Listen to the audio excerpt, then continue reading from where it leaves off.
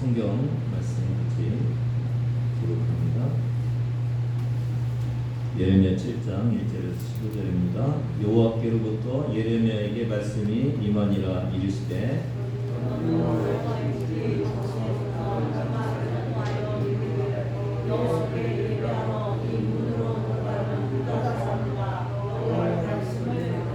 만군의 여호와 이스라엘의 하나님께서 이와 같이 말씀하시되 너희 길과 행위를 바르게 하라. 그리하면 내가 너희로 이곳에 살게 하리라.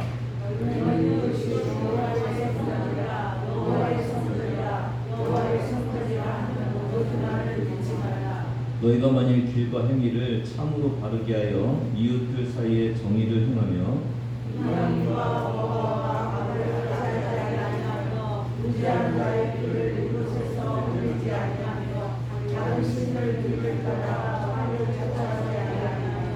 내가 너희를 이곳에 살게 하리니 곧 너희 조상에게 영원 무궁토록 준 땅이니라. 너희가 도둑질하며 살인하며 간음하며 거짓 맹세하며 바알에게 분향하며 너희가 알지 못하는 다른 신들을 따르면서 내 이름으로 일컬음을 받는 이 집에 들어와서 내 앞에 서서 말하기를 우리가 오늘 얻어나이다 하냐. 이는 이 모든 가증한 일을 행하려 하노라. 내 이름으로 일컬음을 받는 이 집이 너희 눈에는 도둑의 소굴로 보이느냐. 보라, 나도 내가 그것을 보았노라. 여호와의 말씀이니라. 너희는 내가 처음으로 내 이름을 든 곳으로 실로에 가서 내 백성 이스라엘을 알게 하여 내가 어떻게 행하였는지를 보라. 여호와의 말씀이니라. 이제 너희가 그 모든 일을 행하였으며 내가 너희에게 말하되 새벽부터 부지런히 말하여도 듣지 아니하였고 너희를 불러도 대답하지 아니하였느니라. 그러므로 내가 실로에 행한 같이 너희가 실로한 바가 내 이름으로 일컬음을 받는 이 집 곧 너희와 너희 조상에게 준 이곳에 행하게 하고 내가 너희 모든 형제 곧 에브라임 자손을 쫓아낸 것 같이 내 앞에서 너희를 쫓아내리라 하셨다. 아멘. 질소를 사니 과자가 딸려왔다는 그런 말이 있습니다. 무슨 말씀인지 아시죠? 과자는 과자가 부서지지 않기 위해서 그 안에 질소를 채우잖아요. 근데 과자 봉지는 큰데 뜯어보니까 과자는 별로 없고 거기에 뭐만 채워져 있는 거예요? 질소만 채워져 있는 거예요. 배보다 배꼽이 크다는 말이죠. 과자보다 질소가 더 많이 들어있다는 그런 것을 빗대어 하는 말입니다. 포장이 기능을 초과하면은 내용물을 파는 것이 아니라 포장을 팔게 되어 있습니다. 가장된 그 예배도 예배의 내용은 없고 예배를 부풀려 놓은 질소만 있는 그런 예배가 될 수 있다는 것입니다. 하나님은 이런 예배를 받지 않으십니다. 1절, 2절을 같이 읽습니다. 시작.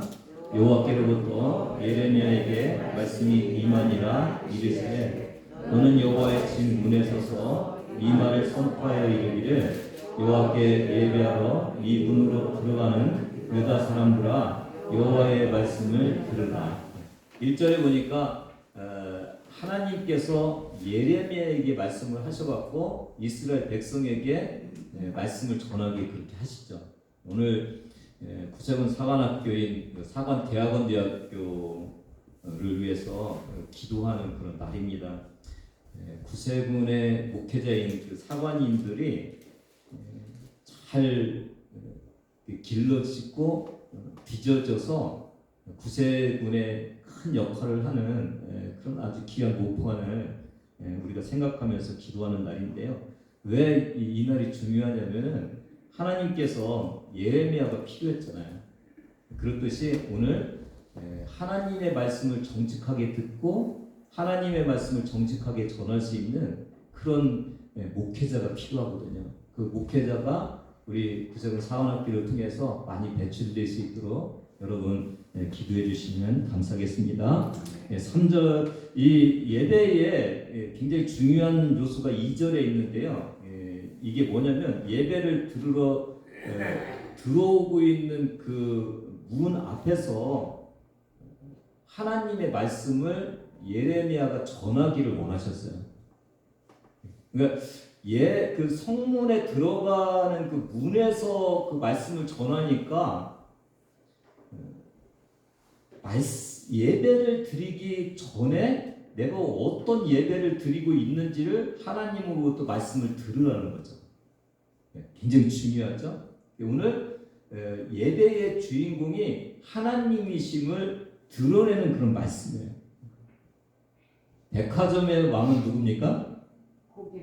고객이죠. 사장이 아니라. 그 예배의 왕은 그럼 누굽니까? 하나님이십니다. 예배의 왕은 하나님이십니다. 예배는 하나님께서 흡족하게 받으셔야 제대로 된 예배가 되는 것입니다.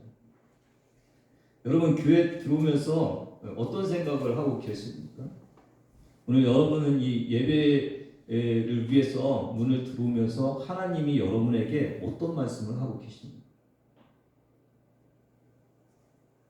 오늘도 하나님의 음성을 듣는 여러분 되기를 주님의 이름으로 부탁을 드립니다. 3절입니다. 시작. 만군의 여호와 이스라엘의 하나님께서 이와 같이 말씀하시되 너희 길과 행위를 바르게 하라. 그리하면 내가 너희를 이곳에 살게 하리라. 이 3절에서는 두 가지를 우리가 깨달을 수 있는데 그 하나는 예배 드리러 오는 사람들의 삶을 하나님이 보고 계신다는 거예요. 하나님께 드리는 예배는 오늘 이 시간에 드리는 그 예배가 아니라 지난 6일 동안 세상에서 살아가는 그 삶을 가지고 나와서 하나님께 예배 드리는 시간이라는 것입니다. 삶이 없는 예배는 예배 형식으로 과대 포장된 그 예배를 드리고 있는 것입니다. 삶이 하나님 보시기에 바르지 않는데 교회에 와서 예배로 승부하려고 하는 사람들에게 하나님은 너희의 삶을 보여달라고 그렇게 말씀하고 계시는 것입니다. 나를 괴롭히는 이웃집에 있는 사람이 있는데 그 사람과 싸우고 왔는지 아니면 그럼에도 불구하고 하나님을 바라보며 사랑했는지를 그 살아온 삶을 예배를 통해서 하나님께 이렇게 드리는 그 예배를 받으시는 하나님을 오늘 우리가 볼 수가 있습니다. 그래서 예배는 뭐와 밀접한 관계가 있다고요? 삶과 밀접한 관계가 있습니다. 6일 동안 세상에서 하나님께서 기쁘게 여기시는 삶을 살아낸 사람이 드리는 예배를 하나님께서 기쁘게 받으십니다. 그런 예배에 복이 임하는 것입니다. 오늘 복은 뭡니까?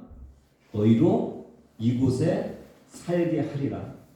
이 얘기는 바벨론으로 포로로 끌려갈 그 이스라엘 백성들이 만약 삶을 고치면은 그 재난이 변해서 바벨론 군대를 물리치고 이곳에 그냥 살게 해주시겠다고 하나님께서 말씀해 주고 계시는 것입니다. 우리가 이 교회를 두 종류의 교회로 말하는데요. 모이는 교회와 흩어지는 교회가 있어요. 이 모이는 교회는 오늘 저와 여러분이 모여서 드리는 이 예배 공동체의 교회가 모이는 교회예요. 근데 흩어지는 교회는 우리가 예배를 드리고 이제 세상에 나가서 내가 어떻게 하나님께 삶을 통해서 예배를 드릴 것인지 그곳이 바로 흩어지는 교회인 것을 알 수가 있습니다. 근데 우리가 거룩한 산제사로 예배드리는 이 흩어지는 교회 예배가 엉망이 되면은 하나님은 모이는 예배에서 예배를 받지 않으신다고 지금 말씀하고 계시는 것입니다.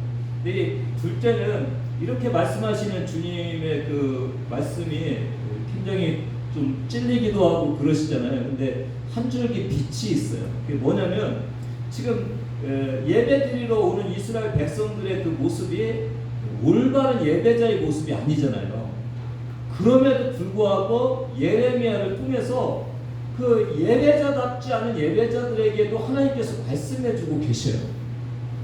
너희가 진정한 예배를 드릴 수 있는 삶을 살으라고 말씀해주고 계셔요.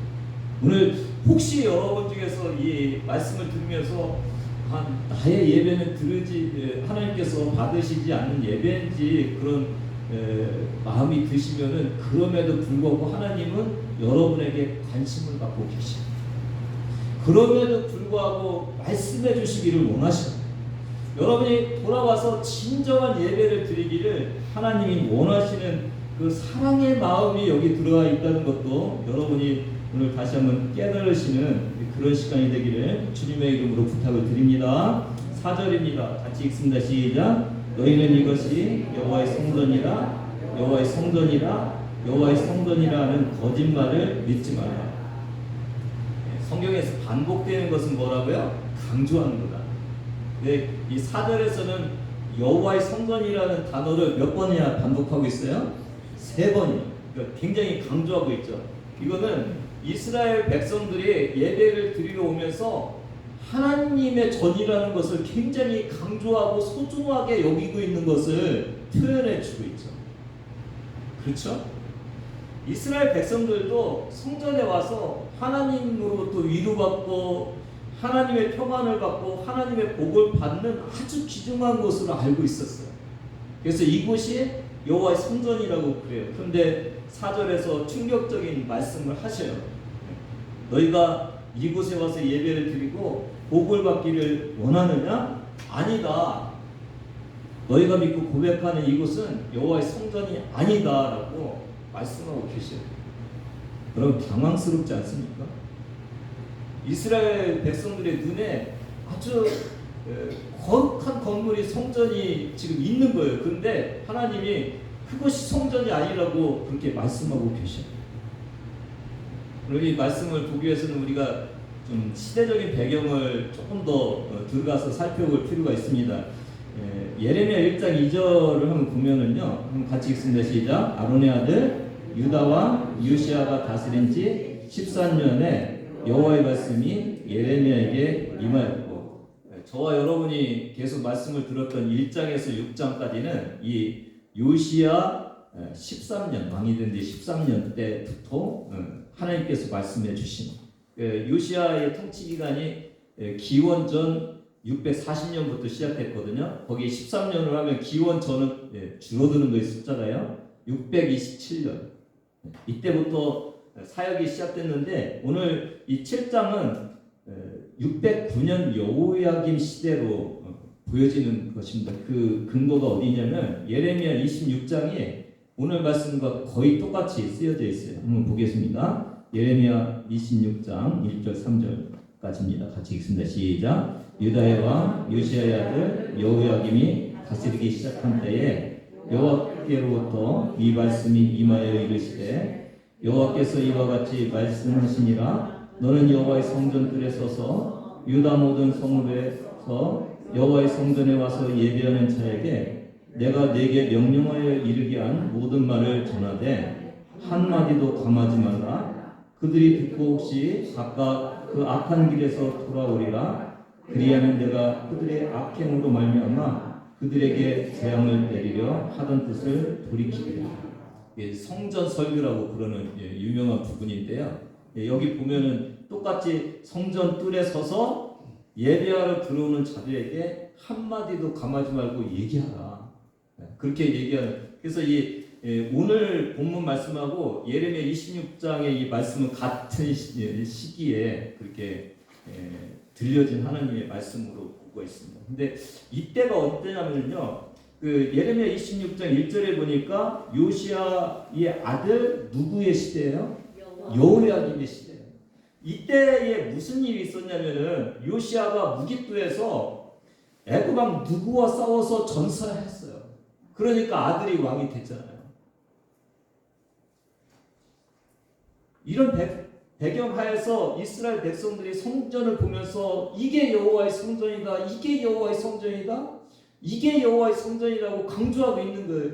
그 뜻은 무슨 뜻이냐면은 그렇게 선한 하나님이 지켜주시는 요시야 왕도 하나님 그 전쟁에 가서 전사했잖아요. 하나님이 지켜주시지 않는 거예요. 이제 우리나라를 저 외국의 강대한 나라들로부터 지켜주실 분은 누구밖에 없다는 거예요? 하나님밖에. 하나님의 성전. 우리는 이 하나님의 성전만이 우리를 지켜줄 수 있는 곳이라고 고백하면서 가고 있는 그 이스라엘 백성들에게 하나님께서 말씀하고 계세요. 네. 이런 신앙을 시온 신앙이라고 그래요. 시온 신앙. 시온은 예루살렘이거든요. 예루살렘에는 뭐가 있어요? 성전이 있어요. 성전에는 하나님이 계셔요. 하나님이 계신 성전이 있는 그 예루살렘은 적들이 쳐들어올 수가 없어요. 하나님이 물리쳐 주셔요. 그리고 그곳에 살고 있는 이스라엘 백성들은 하나님께서 복을 주신다는 그 신앙이 이 이스라엘 백성들 안에 있었던 거예요. 그래서 여호와의 종이다. 우리를 지켜주실 것이다. 감히 이 성전이 있는 곳에 너희가 쳐들어올 수 있느냐? 없다. 그 고백을 하고 있는 이들에게 하나님이 뭐라고 말씀하셨다고요? 거짓. 충격적인 말씀. 오늘 저와 여러분들이 성전 개념, 교회 개념을 다시 한번 좀 정리할 필요가 있습니다. 이스라엘 백성들은 성전의 개념을 어디에서만 찾았어요? 하나님께서 거하시는. 성전은 하나님이 거하시기 때문에 거룩한 곳이고, 하나님이 거하시기 때문에 이곳에는 외적들이 쳐들어올 수 없다. 그리고 하나님이 백성들을, 예배하는 백성들을 지켜주실 것이다. 어떤 생각만 있는 거예요? 거기에는요, 하나님에 대한 생각. 근데 하나님은 그게 거짓된 믿음이라는 거예요. 왜냐면은 하나님이 그렇게 거짓된 생활을 하는 사람은 지켜주지 않는다는 거예요. 이유가 3절에 있잖아요. 너희의 길과 행위가 바르지 않기 때문에 안 된다고 그렇게 말씀해 주고 있어요. 제가 상수와 변수 얘기를 많이 하잖아요. 하나님은 늘 성전에 계셔요. 하나님은 성전에 계시기 때문에 성전으로서의 요소를 충분히 조금도 변함없이 갖고 계셔요. 근데 문제는 뭐냐면은 성전에서 예배하는 자들이 또 성전을 만든다는 것을 오늘 저와 여러분에게 주님이 말씀해 주고 있어요. 시온 신앙의 진실된 신앙의 고백은 예배자들이 변수가 돼갖고 진정한 예배를 드릴 때만이 그 성전이 성전될 수 있다는 거예요. 오늘 우리도 이스라엘 백성과 같은 생각을 많이 하는 것 같아요. 그러니까 우리의 믿음이 매우 강하고 신뢰를 하고 있는데 그 믿음의 근거를 하나님께만 두는 거예요. 예수 그리스도께서 나를 십자가에서 살려 주셨으니까 우리를 충분히 사랑하실 거야. 우리를 모든 어려움에서 지켜주실 거야. 그 말씀과 그 말씀에 대한 그 근거에 대한 신뢰가 우리에게 있는 거예요. 근데 대신에 뭐가 부족하냐면은 그 하나님께 내가 얼마나 예배를 잘 드리고 있고 진실된 삶을 살고 있는지에 대한 부분을 빠뜨리는 거예요.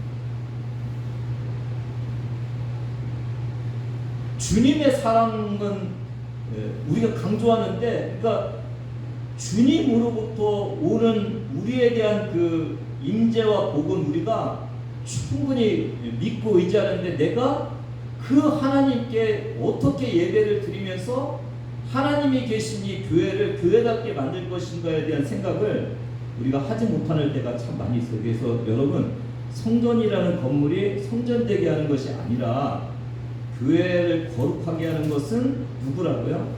예배자. 진정한 예배를 만드는 것은 삶의 예배, 하나님을 기쁘시게 하는 삶을 살아낸 사람들의 예배만이 교회를 교회되게 한다는 거예요.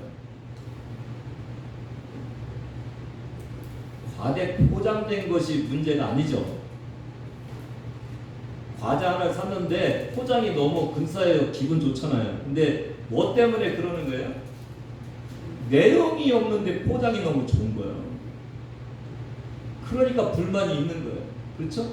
오늘 저와 여러분도 이 예배가 어떤 예배인지를 우리가 다시 한번 봐야 되는 거예요. 화려한 건물의 그 교회의 모습이 예배되게 하느냐, 그곳에서 우렁차게 아름답게 울려나오고 있는 그 찬양자 성가대의 찬양 소리가 아름답게 들려지느냐, 그것이 아니라 진정한 예배는 6일 동안 삶을 통해서 진실된 모습으로 하나님께 기쁨을 드린 사람들이에요. 진실된 모습으로 기도하고 진실된 모습으로 찬양을 드리고 진실된 하나님의 말씀을 정확하게 전하는 그 설교가 있고 하나님께 진정한 감사의 헌금을 드릴 때 그때 진정한 예배가 있다는 것을 하나님께서 말씀해 주고 있습니다. 우리 구세군 옥천교회가 진정한 교회가 되기 위해서는 우리 교회 성도들이 참된 예배자가 되어야 된다는 것입니다. 참 예배는 교회 안에서 드려지는 예배를 풍성하게 채울 수 있도록 삶의 현장의 예배를 만들어야 한다는 것입니다. 그때만이 예배가 하나님이 우리를 지켜주시고 책임져 주시는 예배가 될 수 있고 그곳만이 진정한 교회가 될 수 있다는 것입니다. 우리 교회는 하나님이 받으시는 예배가 드려지는 교회이기를 바랍니다. 오늘 한국 교회도 신앙이 굉장히 형식화되어 가고 있죠. 그러니까 내가 하나님께 나아가는 길을 포기하고 하나님께서 나에게 오셔서 모든 것을 책임져 주실 것을 요구하고 있어요. 이런 믿음이 사라지고 있는 이 시대 속에서 누가 필요하냐면 능력 있는 목회자가 필요합니다. 그것을 바꿀 수 있는 목회자가 필요합니다. 한국 구세군 사관대학교에 시대를 깨우는 좋은 사역자들이 많이 배출되어야 되는 그런 이유입니다. 5절부터 9절까지 함께 읽습니다. 시작. 너희가 만일 길과 행위를 참으로 바르게 하여 이웃들 사이에 정의를 행하며 이방인과 고아와 과부를 압제하지 아니하며 무지한 자의 피를 이곳에서 흘리지 아니하며 다른 신들 뒤를 따라 화를 자초하지 아니하면 내가 너희를 이곳에 살게 하리니 곧 너희 조상에게 영원 무궁토록 준 땅이니라. 보라 너희가 무익한 거짓말을 의존하는도다. 너희가 도둑질하며 살인하며 간음하며 거짓 맹세하며 너희가 알지 못하는 다른 신들을 따르면서 여기 보면은 우리가 좀 잘 이해해야 되는데요. 조건이 있어요. 뭐예요? 정의를 행하며 바르게 살며 과부를 압제하지 않고 고아와 무지한 자의 피를 이곳에 흘리지 아니하며 다른 신들 뒤에 따라 화를 자초하지 아니하면 조건이 있잖아요. 그렇게 하면 내가 너희를 이곳에 살게 하리라. 그래서 이 신앙생활은요 조건이 있어요. 조건. 그러니까 무조건 하나님은 나를 사랑해 주시고 무조건 나는 구원받을 수 있는 것이 아니라 하나님은 늘 우리에게 조건을 충족시키기를 원하고 계셔요. 이 구절을 보면은요, 이 십계명에 수도 없이 많은 요소들이 여기 들어가 있어요. 도둑질하지 말며 8번째, 살인하며 6번째, 간음하지 말라 7번째, 거짓 맹세하면 이게 하나님의 이름을 망령되이 일컫는 것과 관련이 있거든요. 3번째, 바알에게 분양하며 너희가 알지 못하는 다른 신들을 따르면서 첫 번째와 두 번째. 한 절에 수도 없이 많은 십계명을 범하고 있는 이 이스라엘 백성들의 모습을 볼 수가 있어요. 언약 관계를 이해를 해야 돼. 제가 언약 관계에 대해서 많이 말씀을 드리죠. 성전도 그래 이해가 되고 하나님의 그 하시는 것도 이해가 되고 예배도 이해가 되는 거예요. 저희가 이제 새벽에 출애굽기를 하고 있는데 출애굽기에 보면은 시내산에서 이스라엘 백성들을 불러낸 다음에 하나님이 이스라엘 백성들과 언약을 맺어요. 이게 출애굽기 24장 3절입니다. 같이 한번 읽습니다. 시작. 모세가 와서 여호와의 모든 말씀과 그의 모든 율례를 백성에게 전하매 그들이 한 소리로 응답하여 이르되 여호와께서 말씀하신 모든 것을 우리가 준행하리라. 뭐라고요? 하나님이 말씀하신 것을 어떻게 한다고요? 우리가 준행. 7절 그 얘기를 듣고 이제 언약서를 가져다가 시작. 언약서를 가져다가 백성에게 낭독하여 듣게 하니 그들이 이르되 여호와의 모든 말씀을 우리가 준행한다고 그러니까 언약서가 이제 만들어졌잖아요. 그 언약서를 읽으니까 다시 우리가 그 말씀대로 준행하겠습니다. 8절 시작. 모세가 그 피를 가지고 백성에게 뿌리며 이르되 이는 여호와께서 이 모든 말씀에 대하여 너희와 세우신 언약의 피니라. 뭐에 대해서 언약을 했다고요? 말씀에 대해서. 말씀에 대해서 언약을 한 거예요. 그러니까 말씀을 준행하는 자만이 하나님의 백성이 되고 말씀을 준행하지 않으면은 이 언약이 깨지는 거예요. 근데 지금 이 이스라엘 백성들의 재앙이 뭐냐면은 말씀은 준행하지 않고 십계명은 다 범하면서 하나님께서 지켜주신다는 그 신앙을 갖고 있는 거예요. 신앙이 뭐가 됐습니까? 신앙이 미신이 되어버렸어요. 내 복을 채우기 위해서 그냥 질서로 가득 채운 예배만 드리고 있는 이 이스라엘 백성들의 모습을 볼 수가 있어요.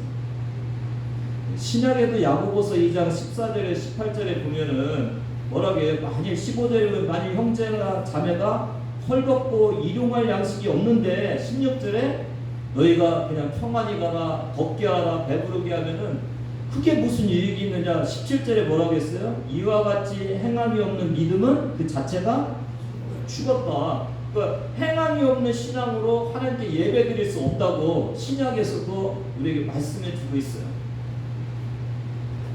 10절 11절을 같이 읽습니다. 시작. 내 이름으로 일컬음을 받는 이 집에 들어와서 내 앞에 서서 말하기를 우리가 구원을 얻었나이다 하느냐.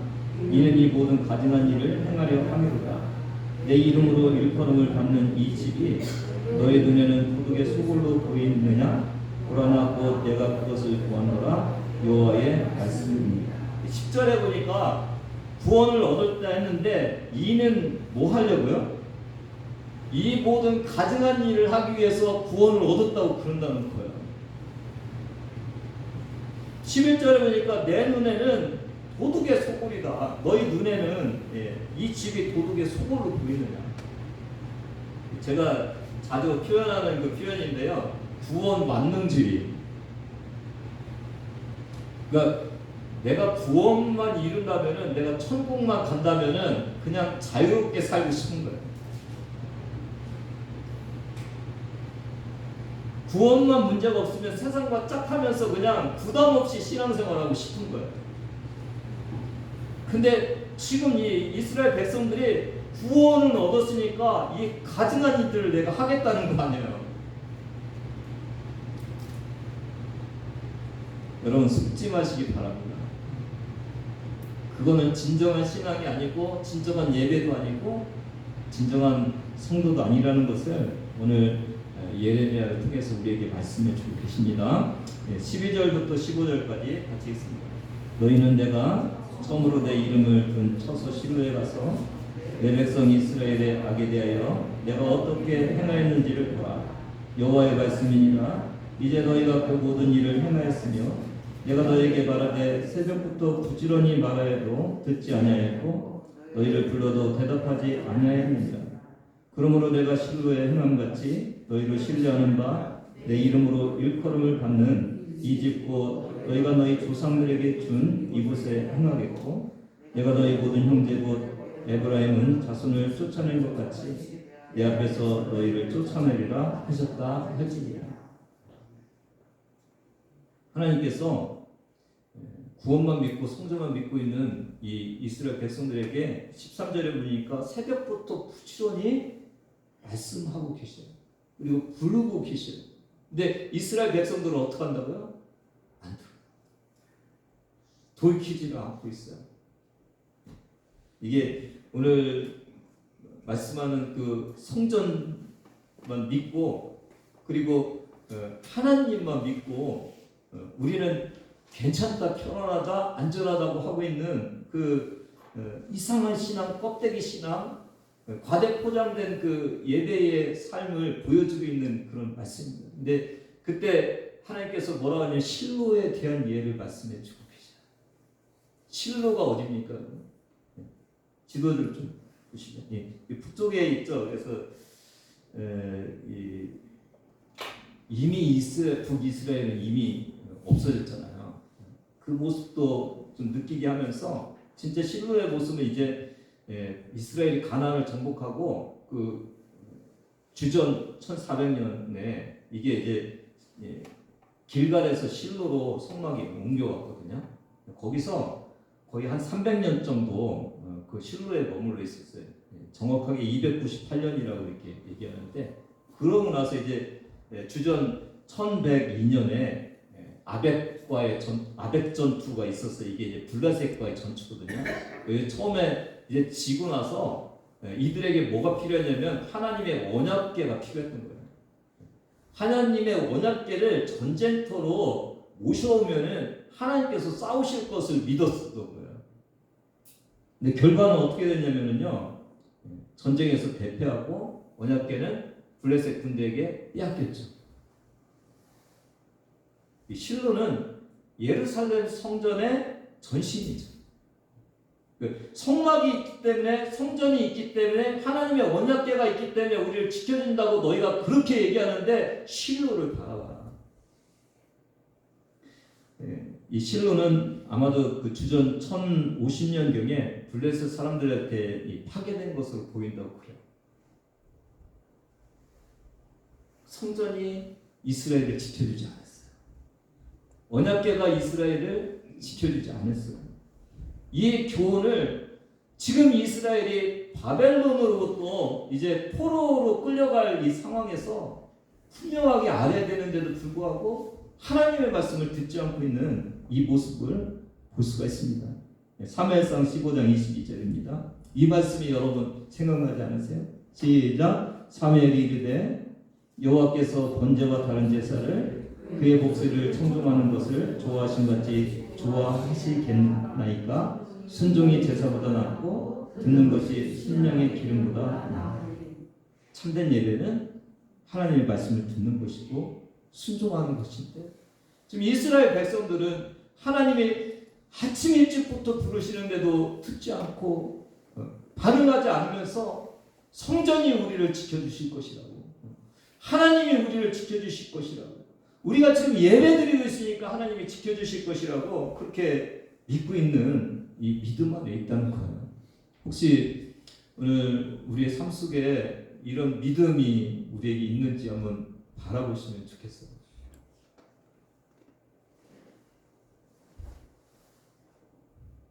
우리 교회는 교회이기 때문에 하나님이 나를 복 주셔야 될가 아니라, 하나님이 이곳에서 예배 받으시는데 진정한 예배자로서의 삶으로 내가 주님 앞에 나갈 때 우리 교회가 진정한 교회가 되고 하나님이 나를 지켜주시는 거야.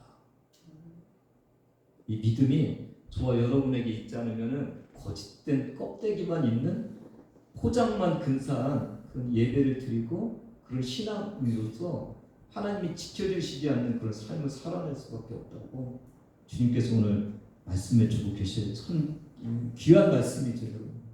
오늘 저와 여러분의 삶을 다시 한번 점검하시는 그런 시간 되기를 바랍니다. 리차드 범브랜드 목사가 약 30명의 크리스찬과 함께 루마니아 감옥에 갇혀 있을 때 일이었어요. 하루는 감옥 문이 열리고 한 사람이 이렇게 밀쳐 던져졌어요. 그 감옥 속으로요. 그 사람들이 이렇게 그 안에 있는 사람들이, 크리스찬들이 보니까 이 사람 누구냐면 자기네들을 체포하고 고문했던 비밀 경찰의 그 대위였어요. 이 사람이 크리스찬이 돼갖고 자기가 옥에 갇힌 거예요. 왜 그런지를 묻는 이 크리스찬 성도들에게 이런 간증을 했어요. 얼마 전에 12살 된 소년이 나에게 면회를 신청해서 내가 받아줬다. 근데 이 소년이 아름드리 이게 한 그 꽃다발을 품고 나한테 오더라.